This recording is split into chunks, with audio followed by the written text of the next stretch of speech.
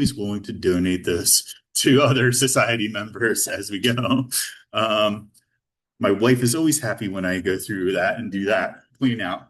One of the things I want to highlight is that the AIA has an excellent website, not only detailing what they do and detailing some of the site preservation and archaeological work they do, but there is free national, international lectures every month. We linked them on our own webpage, which I'll talk about in a minute, but those are free to go to. Scholars around the world, they come in that you can watch via Zoom. You also find a lot about fieldwork opportunities, potential volunteering if you would like, as well as some of the archaeological tours that the AIA does. More locally, and this just, I believe we just got this published last week, thanks to our society secretary, Dr. Rachel Horowitz. We have our own newsletter for our local society, which will detail what speakers are coming, as well as what some of the things that our society is doing. If you would like to be on our e-newsletter list, please let us know. We can add your email to our distribution list. Those go out, I think, 2 or 3 times a year. We let Rachel take off in the summer, so she doesn't have to do it then. And she's always away on field work too. One of the things our society has started this year is a book club, which meets on the 3rd Sunday of the month. We are meeting this Sunday, and we're going to be talking about the first 2 chapters of this book, Digging Up Britain by Mike Pitts. Those of you who know me know I focus on British archaeology. I did not pick the book. I did not even suggest it, but I was actually thrilled to do it because it's an excellent, really good, accessible book that breaks down into chapters, key discoveries. So that's what we're going to be focused on in our book club. We've met a few times in the fall, nice group of people. If you are interested in joining, please drop me an email. Or chat with me after the talk, and I can sign you up on the list as well. We meet here at the MAC, not in this room, which would be kind of awkward for the book club. We meet over in the main building, and you just tell them that you're there for the book club. I believe it's at somebody on the site. I believe it's at noon. Noon? Yes. Thank you. Thank you. I just started my term. Dates and times are meaningless at the moment. Okay, so other places you can find information about our local society. We have our own webpage, SpokaneAIA.com. We are still on Facebook, where we publish about our new speakers every month. We have a YouTube channel. And what's great about our YouTube channel is a lot of our past speakers have allowed us to video their presentations, and we host them on our YouTube channel. I always get a kick out of it because I can look at the analytics and see that people all around the world are looking at some of the presentations that have been held here in our Spokane kind of museum, and it's fantastic. So if you get a chance, if you can't get enough archaeology, we have more for you there to go look at, okay? As a friendly reminder, even though we are recording this, this is a live presentation that's being recorded by us, but recording by attendees is strictly prohibited. The AIA respects the intellectual property of its presenters and asks that the viewers, both here and on Zoom, do the same. Thank you very much. Okay, now it is my pleasure to introduce tonight's speaker. Jordan Thompson is a PhD candidate in the Department of Anthropology at Washington State University. She received her MA in anthropology from the University of Idaho, and her research focuses on the Columbia Plateau region, especially along the Idaho-Montana border. She has extensive archaeological experience working for CRM companies and federal agencies throughout the country, but primarily focused in the inland Northwest. Her research explores past lifeways of the Nimíipuu using a variety of archaeological techniques, including geoarchaeology and stone tool raw material sourcing. So her doctoral dissertation work is going to explore the connections between Indigenous knowledge and archaeological data to better understand how the people's relationships with the environment has changed through time. Jordan Thompson is published in the Journal of Archaeological Science Reports and in the Journal of Northwest Anthropology. And before we all greet Jordan, I just want to note this is something new that our society is doing this year, and we're primarily going to probably do it in January, where we will be hosting early career researchers, doctoral students from the region to come share really cutting edge, exciting work, which is often getting done at that doctoral level. So it's something that we're really excited, and Jordan, you are our inaugural speaker doing that for us. So please join me in welcoming Jordan Thompson to give tonight's talk.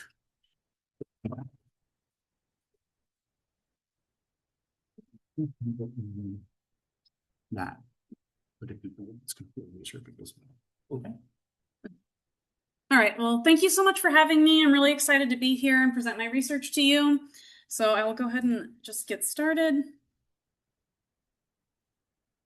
All right, so the Western United States and the Inland Northwest in particular are important locations for understanding the first people in the Americas and how people moved around the landscape through time and space. So in this talk, I will explore how indigenous settlements in the Inland Northwest, oops, sorry,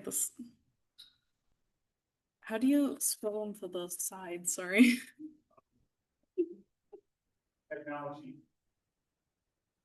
Okay, I'll just keep talking now. So in this talk, I will address how how indigenous settlements in the Inland Northwest can speak to these topics, but landscape and Earth systems knowledge are also essential components of adaptation to new and changing environments. And so archaeological and indigenous knowledge are uniquely positioned to investigate these. And so in this talk, I will also explore how human-environment relationships by examining how land use relates to seasonal movements, landscape knowledge, and placemaking among the Nimíipuu as part of landscape exploration and the establishment of the seasonal subsistence cycle. So in this presentation, I'll begin with our research context, including the early people in the Americas, the Bitterroot Mountains and the Nimíipuu homelands, and the North Fork of the Clearwater River more specifically. I'll discuss our research questions and methods. I'll cover some background, materials, and results from each of our study sites. And then I'll discuss our ethnogeological investigations and community engagement work. And then I'll conclude with a brief summary and some final remarks. So, new archaeological investigations are increasingly pointing to the Pacific Northwest as an early entry point for the first people in North America. And this is linked to the Pacific coastal migration hypothesis, which suggests that people may have arrived in North America by traveling along the Pacific Northwest coast, following productive marine and terrestrial resources with pulses of inland and southward migration.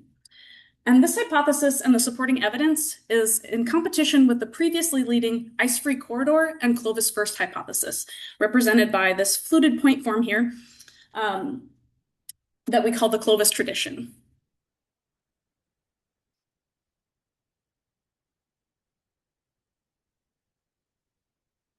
Oh, no, I'm sorry, I don't know how to use this. Okay, so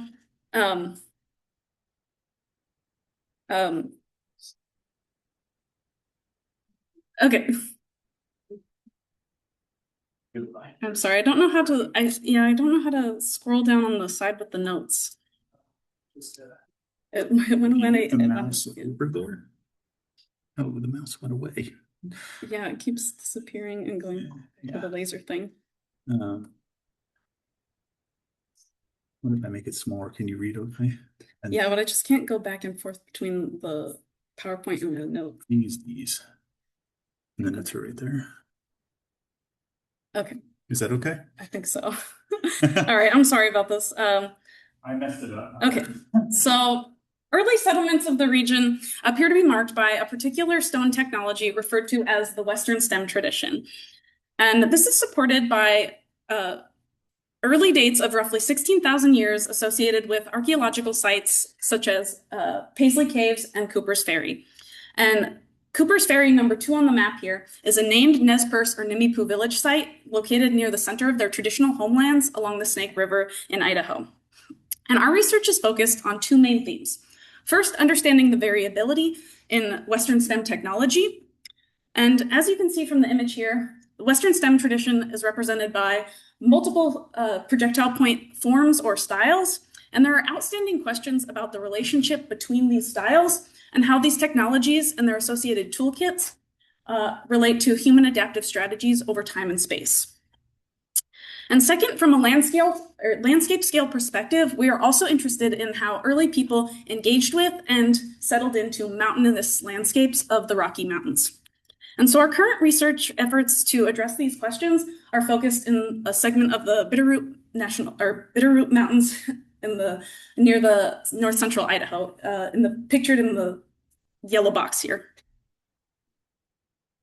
So the Columbia Plateau is a distinct cultural and environmental landscape that consists of a large basin bound by gradually rising mountains on all sides, including a segment of the Northern Rockies referred to as the Bitterroot Mountains.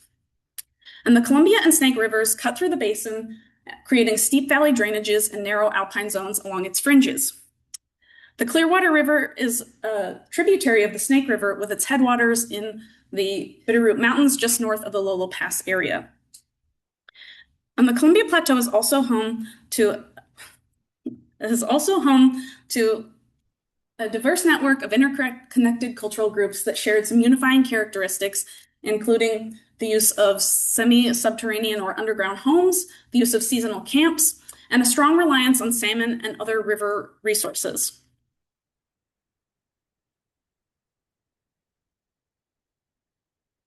Sorry, it keeps... I don't know, every time I touch it, it keeps going back.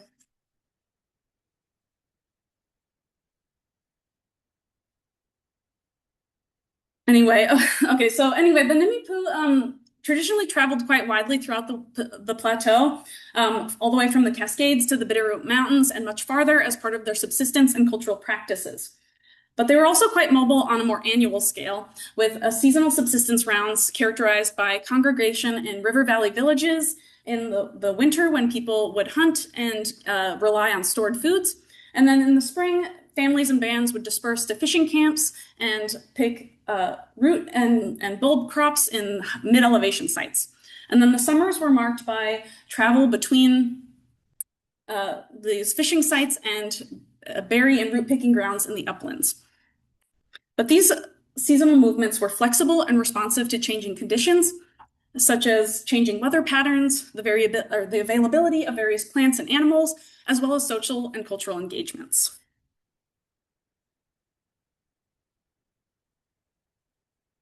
So I previously investigated toolstone in the Clearwater River of north central Idaho, and we identified two unique local sources of toolstone known as vitrophyre, a type of volcanic rock similar to obsidian that has a glassy-like texture and creates sharp cutting edges for stone tool production. One source is located along the Waxhaw River in Idaho, and another in the Bitterroot Divide just across the Montana border, which made it possible to track local land use patterns as opposed to other materials like obsidian that are not locally available and tend to be brought in from great distances. And they tend to reflect exchange relationships and the lifetime range of a population rather than movements that happen on a more annual or seasonal basis. And so the results of our research showed significant ties between the interior plateau and the Bitterroot Mountains since the earliest occupations in the region. The presence of a Montana Creek vitrophyre wind dust point, pictured here on the bottom left, was made on Montana Creek vitrophyre and could date to anywhere between 12 to 7,000 years ago and was found on the Selway River in Idaho. And then the presence of Lochsaw vitrophyre in early dated archaeological sites throughout the Clearwater River also show a connection to these landscapes since as long as the people have occupied the landscape. So this research highlights the significance of the upland river and trail systems as a location for raw material procurement and presumably other aspects of cultural or subsistence activities.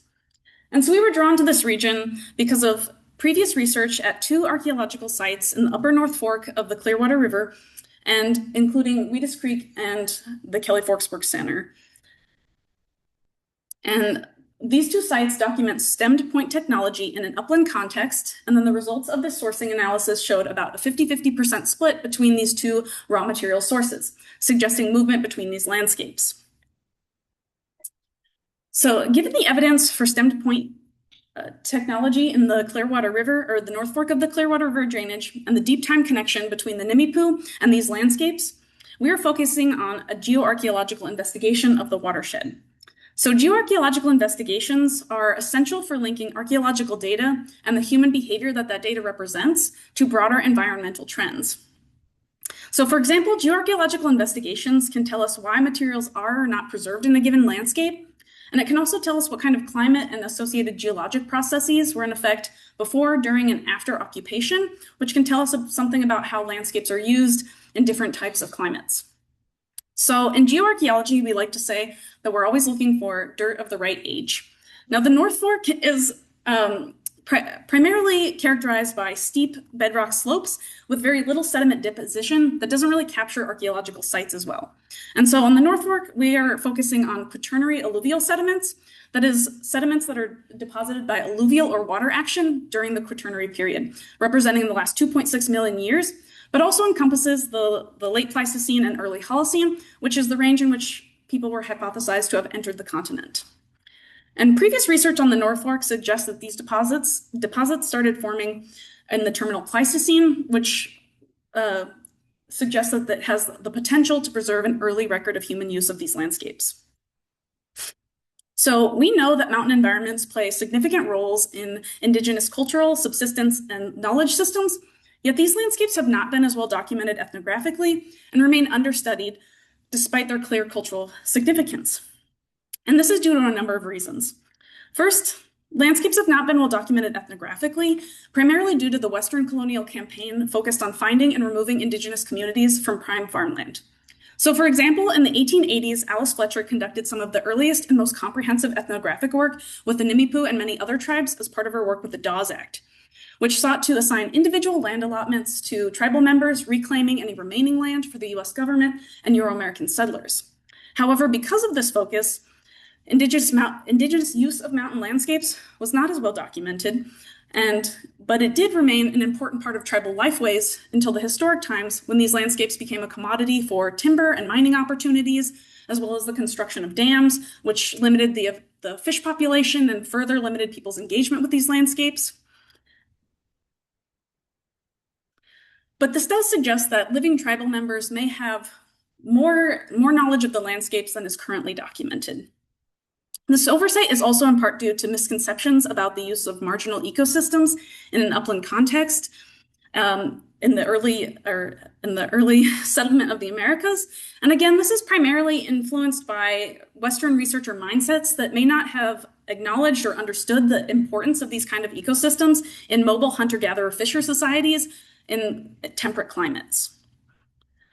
And regional research tends to emphasize the large-scale river-oriented subsistence economy that is characteristic of the plateau at the time of the European contact, which has led to a focus more on the ethnographic period and fishing in village sites and the more sedentary aspects of this rather mobile and flexible community as compared to their neighboring coastal fisher foraging hunting societies that were a little bit more sedentary, contributing to the underrepresentation of the full spectrum of seasonal activities, land use practices, range of mobility, and landscape adaptation practices over time.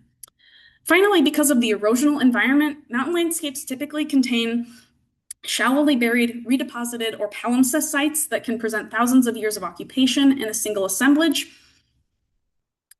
And thus, these landscapes are typically considered low probability for conventional archaeological methods. And so for these reasons, high elevation and subalpine sites are rarely excavated or investigated in fine detail, and therefore the use and occupational chronologies are poorly understood and often left out of our broader interpretations, leaving considerable gaps in our understanding of past human indigenous engagement with them, and more importantly, our ability to establish them as significant, persistent places that people return to time and again, despite their clear cultural importance.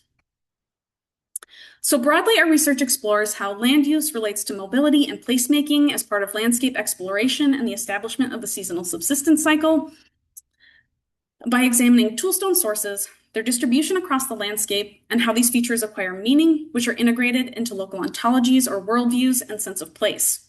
So to do so, we ask, what is the relationship between people and their environment, and how can we understand the human-environment relationship? How does land use relate to seasonal mobility over time and space? How does seasonal mobility relate to Earth systems knowledge and placemaking among the Nimíipuu? And how do environmental and sociocultural factors, such as the social or ontological landscape, impact settlement and mobility choices? So you may be asking, what does all this rocks and dirt have to do with subsistence? Well, technology and raw material selection in particular are important aspects of the human-environment relationship because it reflects the acquisition of environmental knowledge and how these relationships change over time. As a critical component of subsistence, the quest for quality toolstone was a driving factor in the exploration of new and changing environments and would have been an essential consideration in the seasonal movements of past mobile societies. If you think about it, you can't really hunt or process plants without effective tools. And the tools themselves represent how people interacted with their environments, and their distribution across the landscape represents how different parts of the landscape were used in different ways. However, these practices are also extremely sensitive to human choice and the political or subsistence economies, so it's equally important to understand the social and ontological landscapes as well as the physical. So to investigate past movement, raw material procurement, land use, technological adaptations, and subsistence strategies, we're conducting lithic, raw material sourcing, and geoarchaeological analyses. So lithic analysis focuses on understanding the strategies used to obtain toolstone, as well as the production, use, transport, and discard of stone technologies by examining how technological choices are impacted by settlement and subsistence activities. And geochemical sourcing investigates the geographic origin of materials used to create stone tools based on their chemical composition. So the geographic distribution of stone tools, the ratio of local to non-local materials, and the artifact densities and diversities are used as proxies for describing a group's range, territory, land use practices, degree of mobility, and degree of landscape knowledge. But they can also be used to trace exchange systems, social relationships, as well as cultural preferences for certain materials. And so geoarchaeology and geomorphology examine archaeological sediments to identify the site formation processes, the presence of buried soils, and to assess the integrity of cultural deposits and tie them into broader environmental trends. But archaeology is only one way to understand past human-environment relationships. And when a group's ontology is place-based, like that of the Nimíipuu, how landscapes are perceived impacts how they are used, and this has implications for how we interpret the movement of material across the landscape. People weren't simply surviving, they were placemaking, or fostering community and identity through the meaning that they attach to their homelands. So ethnogeological investigations are another significant component of our work. And ethnogeology explores how Indigenous land use and customs relate to the landscape, geologic features, and Earth systems processes, and that will contextualize the archaeological investigation by relating the physical histories and the physical properties and geologic histories of the landscape to their perception and use while framing them within broader environmental and cultural trends or contexts. So ethnogeology includes Indigenous oral testimony of landscape features such as rocks, rivers, and soils, how landscapes are formed, such as earthquakes, floods, and climate events, how earth and materials are used, such as tools, pigments, or therapies, and it also relies on Indigenous language use to portray and engage with the material to provide an Indigenous understanding of the earth and humans' place within it. So to conduct this research, we are partnering with the Nez Perce Cultural Resource Program and a geologist and educator, Roger Ammerman, pictured here, of the Choctaw Nation, and a variety of cross-generational members of the Nimíipuu community. And the investigation involves interviews and landscape walks with tribal elders, linguists, and knowledge holders. And landscape walks are ways to situate knowledge holders in the landscapes they are discussing and are known to prompt memory and place-based storytelling and may provide a phenomenological or embodied sense of place. And just as a side note, this Heads and Hearts, published by Roger and a group of others, is being exhibited at the OMSI, or Oregon Museum of Science and History, starting today through mid-February. If you happen to find yourself out there, it's going to be a really neat exhibit. But getting into our study, we explore the role of an understudied portion of the western Bitterroot Mountain uplands as part of the Nimíipuu subsistence throughout the upper reaches of the North Fork Clearwater River watershed. On the eastern slopes of the Rocky Mountain, research has demonstrated an established presence of the Clovis tradition since at least 12,900 years ago. Yet the western slopes have not been as well investigated, despite the documented density of archaeological sites and the antiquity of nearby sites such as Cooper's Ferry. And so for this research, we revisited 4 archaeological sites located at increasing elevations within the Bitterroot uplands that are linked through a network of Nimíipuu trails. Beginning with the Weedus Creek site, this is a hunting and fishing camp situated on an alluvial terrace at the confluence of the North Fork. Weedus Creek was originally recorded as a surface scatter by the Idaho State University in 1969, and then in 1970, the U.S. Forest Service conducted limited subsurface testing, revealing the potential for stratified or separated sequence of occupation, prompting a formal excavation in 1972. But the collection hadn't really been revisited since. So this early excavation at the site they first excavated down to a layer of cobbles. However, this site and adjacent sites and other sites in the region are known to have multiple cobble layers with Holocene-aged artifacts above and below these layers. The sediments of the site were originally described as being too homogeneous to demarcate any stratigraphic units, which is what allows archaeologists to separate broad time periods. And they also didn't provide any specific dates like radiocarbon. And the excavation also produced an abundance of stone tools despite the small size of the landform, including the largest collection of cascade-style points, which is another early technology in the region, as well as point forms that appear to be Western stemmed. So with no dates and no stratigraphic components, our ability to say much about what was going on at the site or how things changed over time was pretty limited. And also a lot of new research from the region has been provided about the Western stem tradition since this was originally reported on, which prompted us to revisit the site.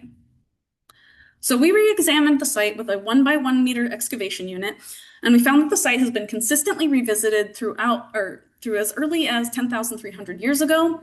And we identified 7 lithostratigraphic units, which is a system for classifying depositional changes in the sediments by characterizing them based on attributes such as color, composition, and texture. And our results showed some notable new information. First, we identified in-place artifacts below the cobble layer, dating again to at least 10,300 years ago, indicating that the site was about 2,000 years older than had previously been estimated. Second, the previous investigation was unable to identify Mazama ash, which is associated with the eruption of the Crater Lake volcano that dates to about 7,600 years ago, and we were able to identify this in our excavation. And this is an important timestamp for archaeological sites in the Pacific Northwest, not only because we can definitively say that anything above it is younger and anything below it is older, but also because this would have been a really significant climate event that probably would have changed things, including the vegetation and the fauna and things like that. So understanding how people lived before and after such an event would be really important to know. Finally, we identified a previously undocumented buried soil correlating to a brief period of climate stability around 7,000 years ago. And soils only really form when the environment is stable enough to do so. And this not only provides a surface for artifacts to be deposited on, but it can also tell us how people used the landscape in variable climates versus stable climates versus unstable climates. So our preliminary analysis of the cultural materials suggests that there may be 4 to 5 separate cultural components with the most extensive occupation associated with that buried soil around 7,000 years ago. And this component included a cascade-style point form, on the picture here. It's pretty tiny. An early-stage biface was noted near the bottom of the unit, QQQ at the bottom here. And then a Nimíipuu tribal elder informs us that a large flaked river cobble, such as the big one on the top there, would have been used for hide scraping. And so the results of our artifact analysis suggest that early technological activities representing the period between about 10,300 to about 9,000 years ago primarily focused on manufacturing of tools with local materials, indicated by a higher proportion of early-stage tool production, as well as materials including fine-grained volcanics and metamorphic river cobbles locally available. And then around 7,000 years ago and after, activities transitioned to a focus on tool maintenance of non-local materials, indicated by a higher proportion of late-stage tool retouch and non-local materials sourced from greater distances. A notable consistent use of crystal quartz at the site may also further represent a connection to the Bitterroot Mountains. Crystal quartz the size of basketballs and reportedly the size of a car, like the Volkswagen Bug or something like that, have been reported in these unique geologic formations known as pegmatites, which are large voids in the bedrock that have been noted in the Bitterroot Mountains. And these are actually rare formations in North America. I understand that there's only a few locations in North America where these actually happen. And so the abundance of early stage crystal quartz at 12% as compared to other materials like 7% chert or 26% fine-grained volcanics suggests that the quartz is a more local material, but not as local or not available on site, and may be an indicator of the directionality of seasonal movements or task-oriented movements. So moving up the watershed to our next site, the Kelly Forks Work Center. This is a large fishing and hunting camp located on a large alluvial floodplain at the confluence of the North Fork. And the most substantial archaeological work here was done by the University of Idaho between 2010 and 2012 to mitigate adverse effects to Forest Service work camp development. And these investigations identified archaeological deposits in Area E, marked on the map here, and this became the focus of our re-excavation of a 2 by 3 meter block. So in the early U of I excavation, they produced radiocarbon dates spanning 12,600 to about 280 years ago, and they had students excavating in arbitrary 10-centimeter levels. And a geological assessment of the sediment profile was done after the excavation. And radiocarbon dates collected from the base of the landform suggest that the terrace started forming about 13,700 years ago. However, the site investigators were unable to differentiate the cultural materials at the site into different cultural components or different time periods, likely because of the difficulty in understanding the stratigraphy as they were excavating, as well as these 10-centimeter levels that probably cross-cut occupational surfaces and natural stratigraphic layers, making it difficult for them to separate out time periods. So our current research at Kelly Forks began in 2021 to address these outstanding questions and reconstruct the stratigraphic profile. And through our field and lab work, we have identified 4 soil sequences, including 3 of which were previously undocumented buried soils, which will help to evaluate changes in environmental conditions and how cultural practices change over time with a much finer resolution than was possible before.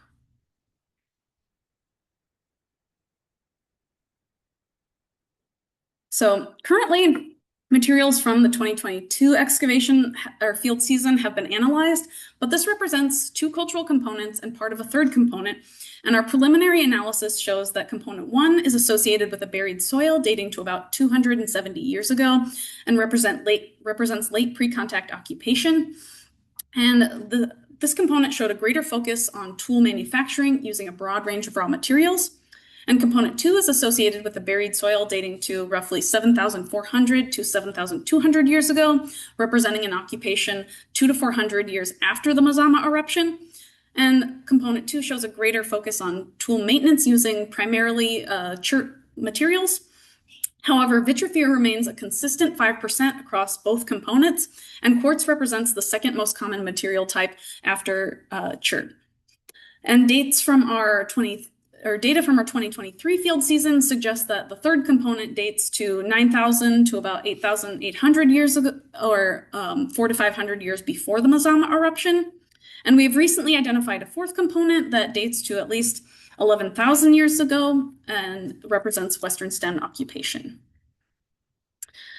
And so even though our excavation is ongoing, our most recent fieldwork has revealed at least 6 cultural components altogether, with components dating between 11,000 to 130 years ago in the upper 120 centimeters of the site, but we are still excavating, so there's potential for even earlier materials.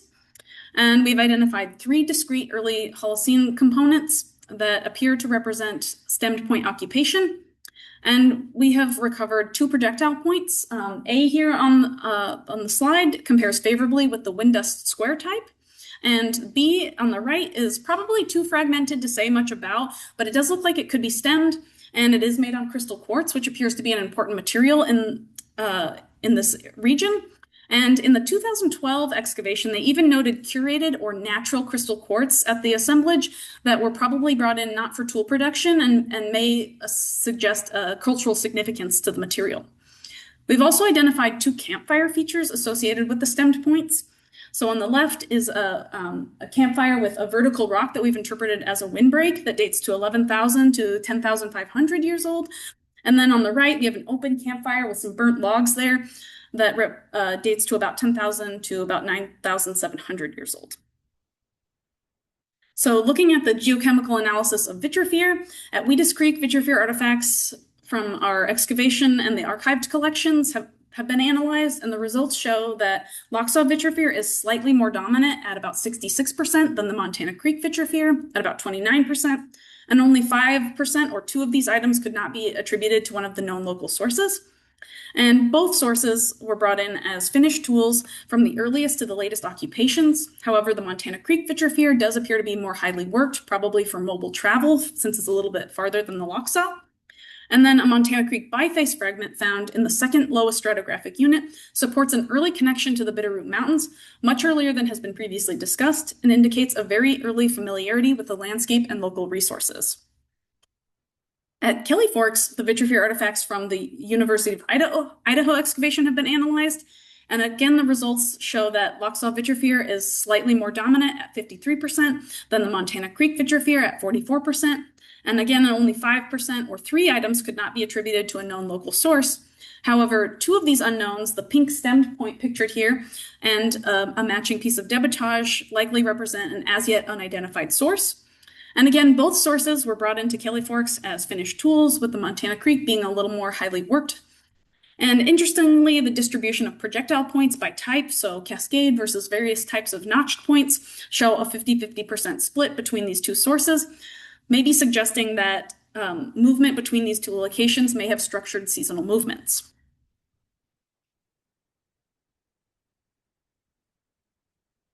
So the Irish Creek Saddle site is our next site, and it's a high elevation hunting camp located on a small semi-protected saddle along the Bitterroot Divide with a trail that links the saddle to the Kelly Creek and North Fork watershed. And the site consists of a series of lithic scatters containing tools and debitage produced on a variety of toolstone. And previous investigation estimated the site to date to about the Middle Salmon River period, or about 6,000 years ago, based on a projectile point that was found there, or the style of projectile point. And our excavation and geoarchaeological analysis revealed that despite the shallow sediments and the erosional context, the saddle has preserved discrete occupations, and we identified 4 lithostratigraphic units, and radiocarbon dates indicate that the saddle preserved at least 3,400 years of deposition, with consistent revisitation into the historic times. So 2 dispersed charcoal samples collected from near in-place artifacts return dates of about 1,000 years, representing the youngest deposition of cultural component 1. And while dispersed charcoal can't necessarily be definitively tied to cultural materials, it does suggest that there was about a 2,200 year period of late pre-contact land use. And then 1 charcoal sample collected from LU3 near in-place artifacts returned a date of 380 years old, representing a historic use of the landscape.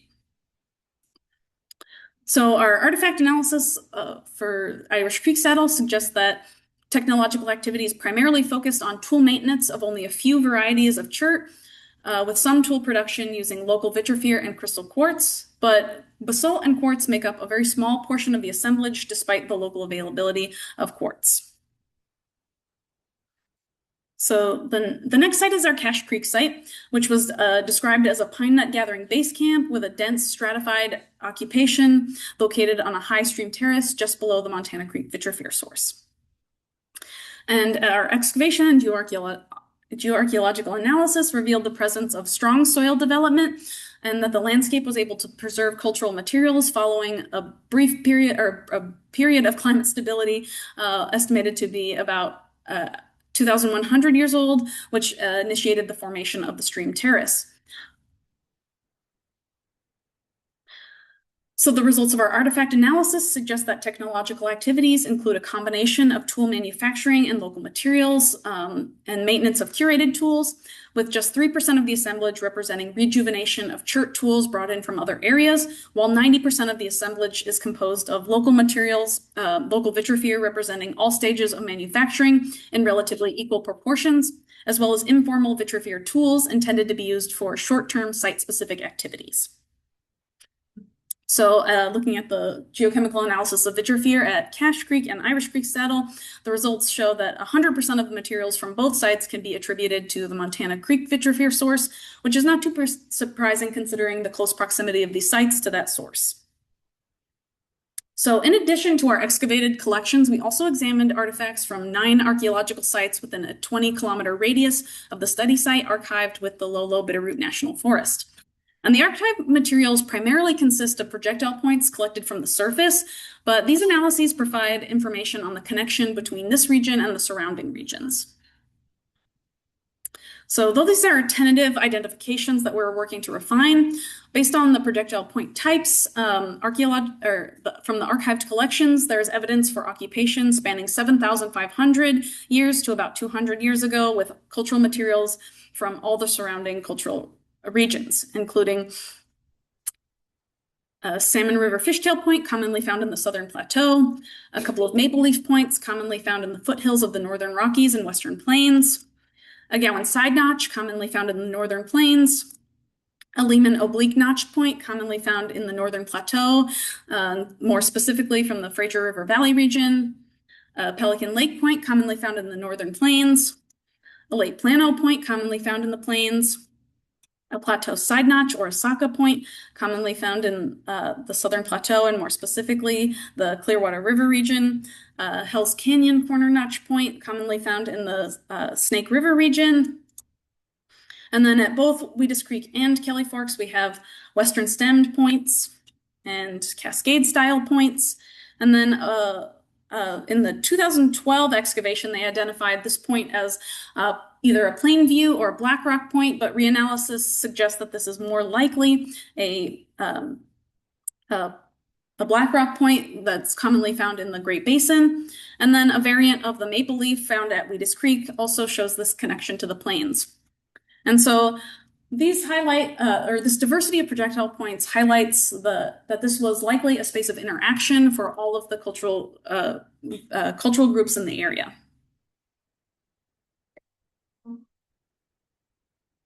Sorry, I lost the map again, or the mouse.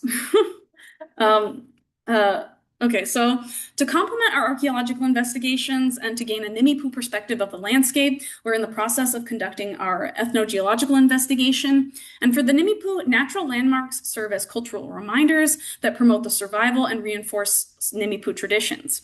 And Nimíipuu have oral testimonies that discuss the origins and distribution of toolstone, seasonally available resources, which will provide an opportunity to investigate human-environment relationships of the past as people become increasingly tied to their homelands and their subsistence practices.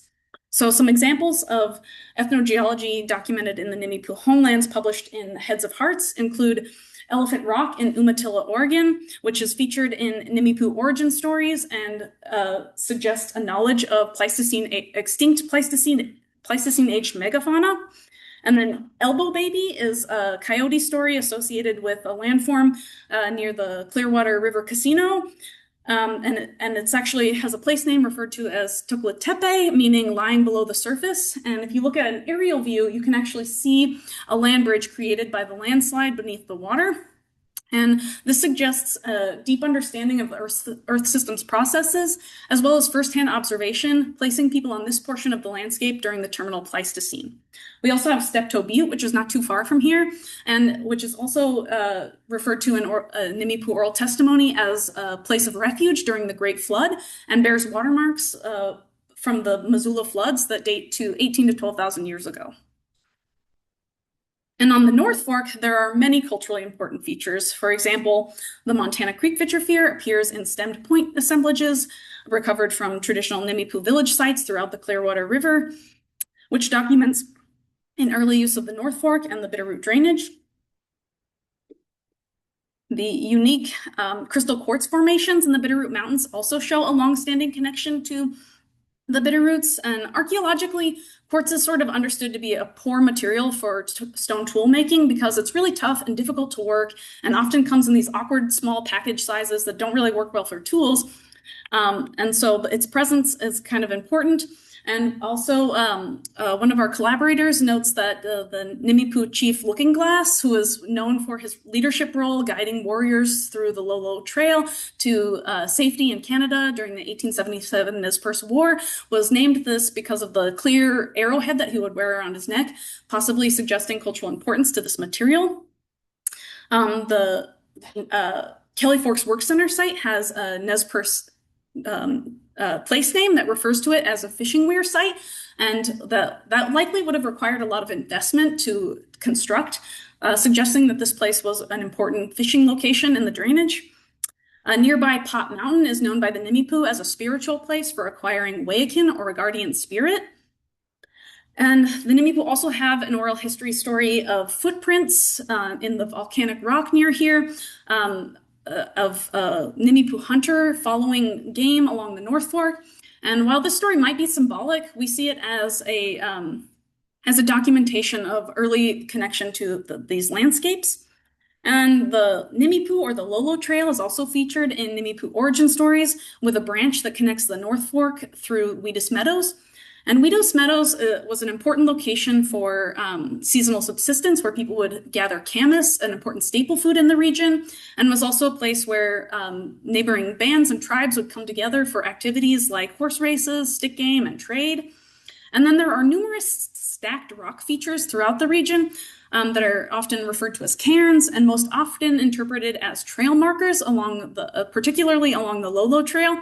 But these features are much more than just trail markers. They represent generations of prayers, and the various shapes and forms that these would take represent the intention of those prayers.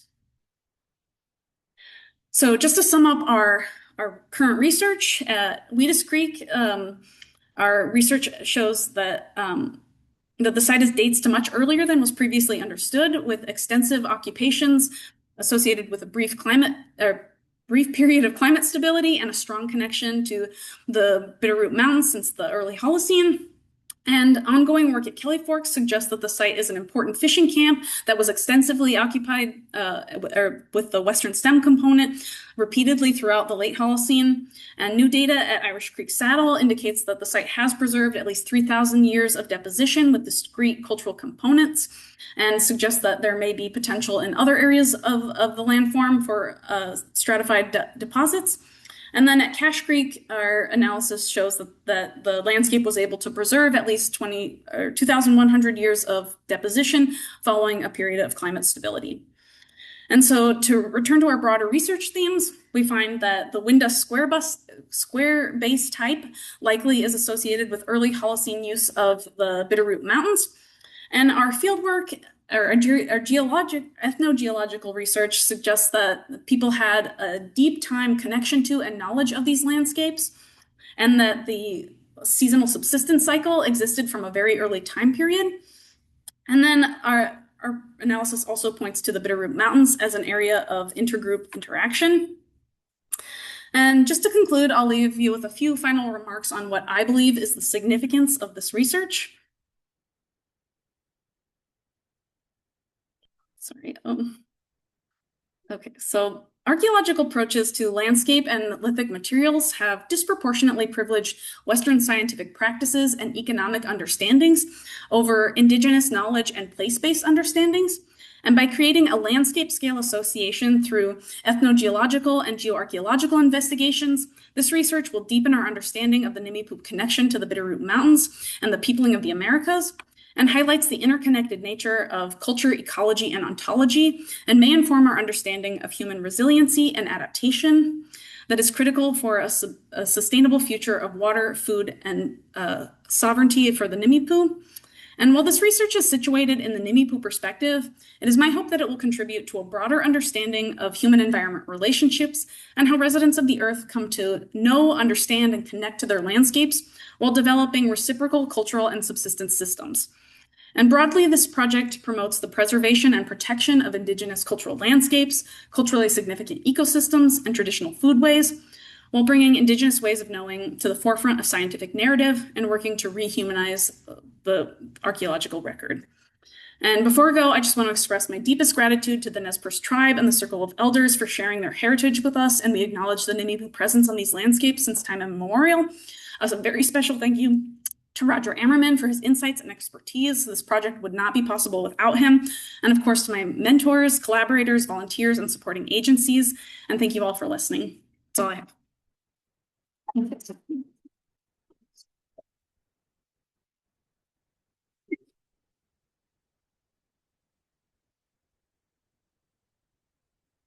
Yeah. Does North Shack Dam affect the North Fork of the Clearwater? Yeah, that's pretty much where the North Fork starts. And so there is a dam there. And so basically it's affected the fish population by landlocking the kokanee. So the kokanee still run, but they can't get to the ocean to spawn. So so it is a problem. It's maybe not as problematic as some of the other dams, but yeah, I think the tribe would like to see it gone. Were they also fishing for steelhead? Yeah, I think I'm not super into the fish, but I do know that there was like a diverse population of fish in that river at one time, and it's not quite as diverse as it is now. So, or it was.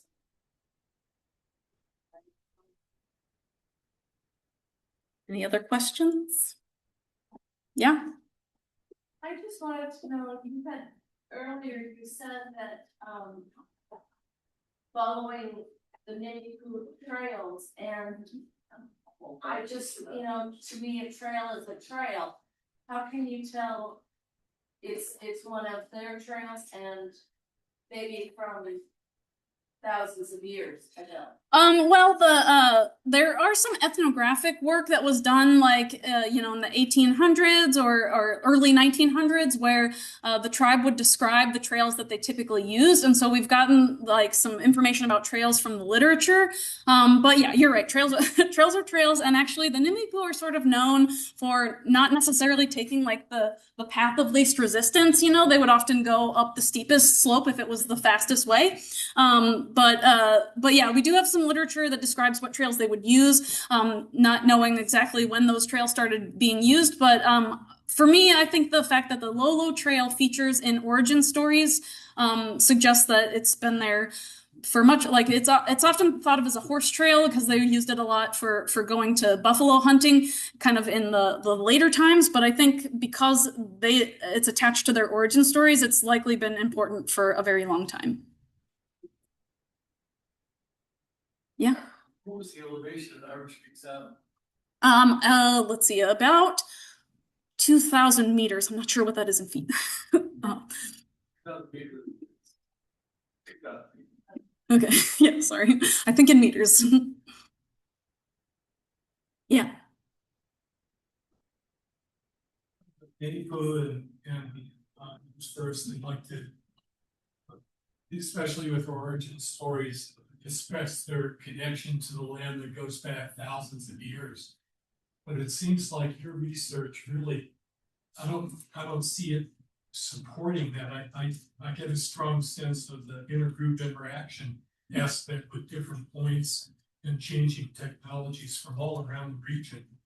So Yeah. I was wondering if your research does support their origin stories as well. Oh yeah, I definitely think so as far as like the North Fork, like we consider that like very much in the Nimíipuu territory. It's more like these mountain landscapes. Like once you get like over into the mountains, this is like kind of like if you saw the map of the like what they map as Nimíipuu territory, even though territories are kind of boundaryless and fluid, groups would have territory that they considered their own, but then when it butts up against another community's territory, like what does that really mean and how do people navigate that? And that's sort of how what my research is interested in is when you're sharing communal space, like how do people interact at boundary spaces where they're, they didn't have state lines, they didn't have people patrolling or anything like that. And so like I said, I very much think that the North Fork is,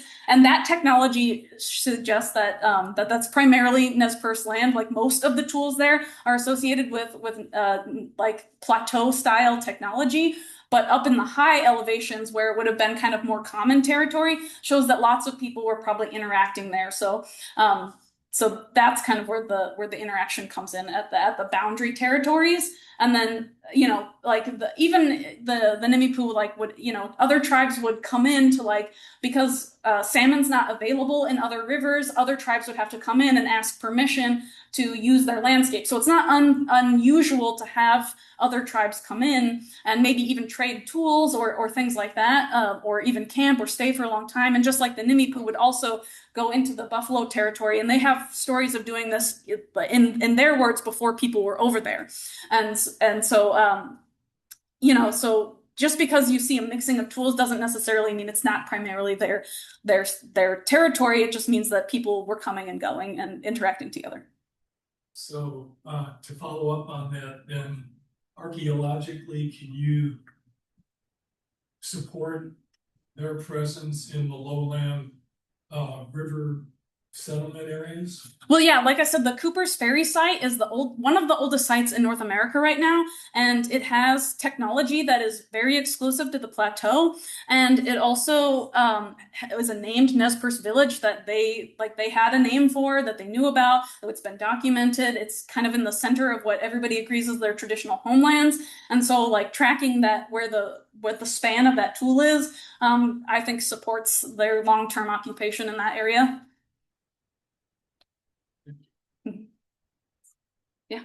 I don't know the word debitage.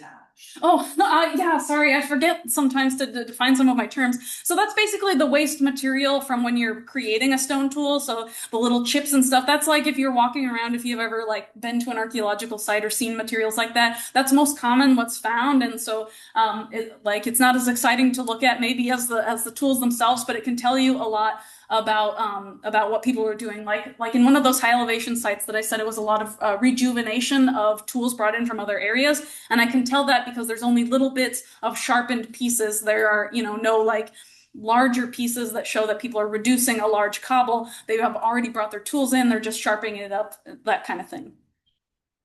Yeah. Do you get any commentary or testimony as you talk to Nimíipuu knowledge keepers about horse uses, other than tool uses, ceremonial, medicine, that sort of thing? Horses? Oh, quartz. Oh, quartz. No, I haven't quite gotten to that. Because people haven't really relied on stone tools in a long time. Not the average person doesn't have a lot of like knowledge of that. But I'm currently in search of a Nimíipuu member who has a little more knowledge of it, and so I've gotten a few names. I'm still working to like connect with some of these people, but like I said, I think that the fact that Looking Glass was named that because he would wear something around it, and then in the archaeological sites there are natural pieces that don't appear to be used for tools and probably wouldn't have been suitable for making tools anyway, suggest a connection. And I have been working with a linguist to try to like see how their language organizes rocks and stone tools, and I'm hoping that might turn up something. But I've actually kind of just gotten started on the ethnogeological component, so I still have a lot of work left to do with that, but I'm hopeful to find some information about that. Have there been any burial sites? Oh, there's lots of burial sites around. I don't work with human remains though, so I won't work anywhere with human remains myself. No, I haven't, no. My understanding is that most of the Nimíipuu live at the main stem of the Clearwater River, Kami and Kuski particularly. Are there significant sites there for archaeological work? Oh, absolutely, yeah. There are lots of archaeological sites in that area, and like the Kuski area, Kuski Kamii is considered like the heart of their homelands. They have the heart of the monster there, which is their origin story, and there are tons of archaeological sites in that area too. Oh, somebody asked on the chat if I've considered the Eagle Cap Wilderness in northeastern Oregon to sample. I'm not sure what the Eagle Cap is, but I don't know if this is referring to like the Yakima Folds area or the Humboldt area, but there are significant chert deposits out there that I would love to sample at some point, but it just kind of wasn't in the scope of my dissertation research at the moment. But broadly, I'm interested in characterizing the lithic landscape of like the entire plateau, and that's what I kind of hope to move forward with in my research. But as I mentioned, the Nimíipuu do have an origin story of Flint Man, which is kind of describes where to find toolstone in their region, and it does refer to Northeast Oregon, like an area called Humboldt. And so I would like to incorporate that, but just yeah, not quite there yet. Yeah. You had mentioned steptoe. I just wondered if did they get that far, and if so, did they trade or interact with Spokanes? Oh, I'm sure that they did. Yeah.